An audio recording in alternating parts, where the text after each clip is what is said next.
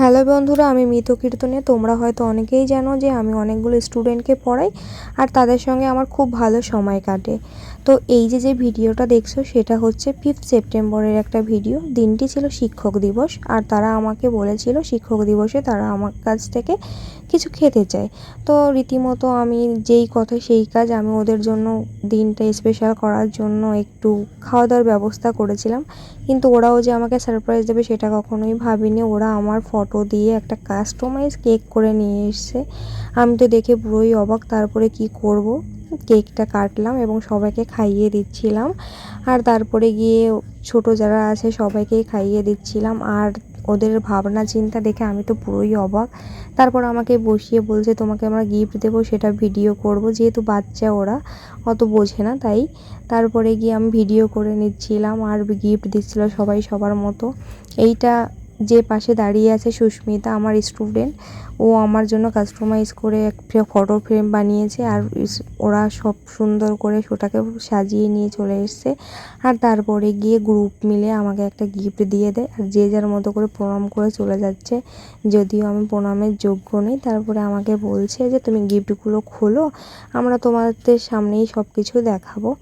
আর তারপরে গিয়ে আমি গিফটগুলো খুলছিলাম। আর গিফটগুলো খুলে তো আমি পুরোই অবাক। এক একজন এত ভাবনা চিন্তা করে গিফটগুলো দিয়েছে, আমি তো ভাবতেই পারিনি। গ্রুপ মিলে আমাকে একটা ফটো ফ্রেম দিয়েছিল রাধাকৃষ্ণের, আমি ওটা খুবই ভালো লেগেছে। আর তারপরে গিয়ে আমি একটা কাপ পেয়েছি। তারপরে আমি এটা খুলে দেখছিলাম। আর এটাও একটা ফটো ফ্রেম। আর এটা এত সুন্দর ফটো ফ্রেম ছিল, আমি সত্যি ভাবতে পারিনি। আমার অনেক ফটো বের করা আছে কিন্তু ফ্রেমের অভাবে কখনোই রাখা হয়নি। তারপরে গিয়ে একজন দিয়ে দিয়েছিল মা সরস্বতীর ফটো। আর আমি সত্যি মা সরস্বতী আমার কাছে একটা আলাদা অনুভূতি। মা সরস্বতীর ফটোটা দেখে আমি প্রণাম করলাম এবং তারপরে একটা পেয়ে গেছিলাম পেন। আর পেনটা দিয়েছিল আমার প্রিয় একটা ছাত্রী।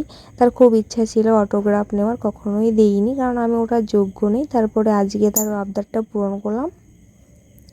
আর তারপরেই শুরু হয়ে গেল নাচ গান। যে যার মতো করে আনন্দ করছিল, নাচ করছিল, খুব মজা করছিলাম। এবং তারপরেই সবাই মিলে, জানি ওরা কেমন পেরেছে কিনা আমি সেটা জাজ করতে চাচ্ছি না, কিন্তু ওর মধ্যে যে ভালোবাসা, অনুভূতি, আবেগ ছিল সেটা আমি ফিল করতে পেরেছিলাম। আর তারপরেই আমরা চলে আসলাম নাচটা শেষ করে খাবারের দিকে। ওরা আমার কাছে আবদার করেছিল chicken lollipop, fried rice, chicken কষা, ক্যাম্পা, আইসক্রিম। আমি সব কিছুই দেওয়ার চেষ্টা করেছি এবং তারপরে গিয়ে সবাইকে খেতে বসিয়ে দিয়েছিলাম। যেহেতু আমার ঘরে জায়গা কম, তাই সবাই ম্যানেজ করে নিজেদের মতো করে খেতে বসে যাচ্ছিল। আর যাদের খাওয়া হয়ে গেছিলো তারা খাটের ওপর বসেছিল, বাকিদের আমি আবার খেতে দিচ্ছিলাম। এইভাবেই খুব মজা করে আমাদের দিনটা কেটেছিল। এবং তারপরে খাওয়া শেষ করে আইসক্রিম খেয়ে নিয়েছিলাম, তারপর ক্যাম্পা খেয়ে নিয়েছিলাম। তারপর লাস্টে একটা গান করে সবাই টাটা বাই বাই করে বাড়ির দিকে রওনা হয়েছিলাম। যেহেতু অনেক রাত হয়ে গেছিলো তাই সবাইকে বাড়িতে পৌঁছে দিয়ে এসেছিলাম।